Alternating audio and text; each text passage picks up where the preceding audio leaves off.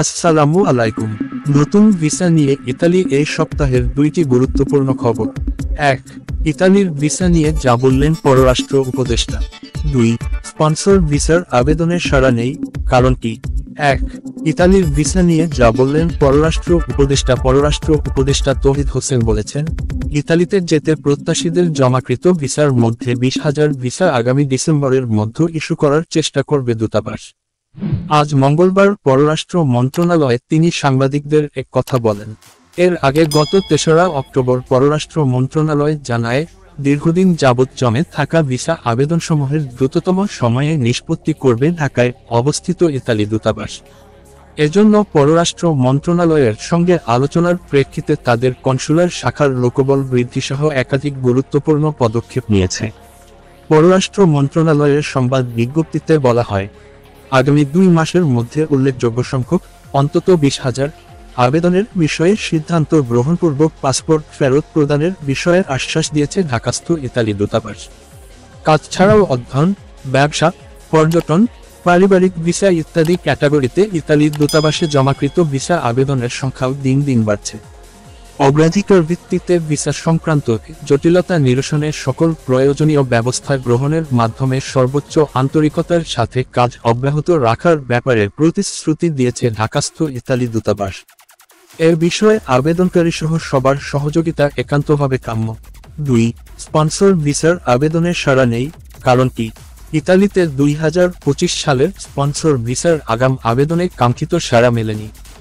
নির্ধারিত কোটার 73% পূরণ হয়নি বলে দেশটির স্বরাষ্ট্রমন্ত্রী জানিয়েছেন। সংশ্লিষ্টরা বলছেন, আবেদনকারীদের ফর্ম যাচাই বাছাইয়ে কঠোরতার কারণে এমন পরিস্থিতি। তবে প্রবাসী বাংলাদেশিরা বলছেন, গেল বছরগুলোর তুলনায় আবেদন কম হওয়ায় বিষয়টি বাংলাদেশিদের জন্য ইতিবাচক। স্পন্সর ভিসার ইতিহাসে এমন পরিস্থিতি আগে কখনোই দেখেনি ইতালি। প্রতি বছর এই ভিসার ক্ষেত্রে কোটার চেয়ে অনেক বেশি আবেদন জমা পড়ে। তবে 2025 সালের স্পন্সর ভিসার আগাম আবেদন ফর্ম পূরণের ক্ষেত্রে দেখা গেছে ভিন্ন চিত্র। নির্ধারিত কোটার বিপরীতে অনেক কম আবেদন জমা পড়ায় শুরু হয়েছে আলোচনা।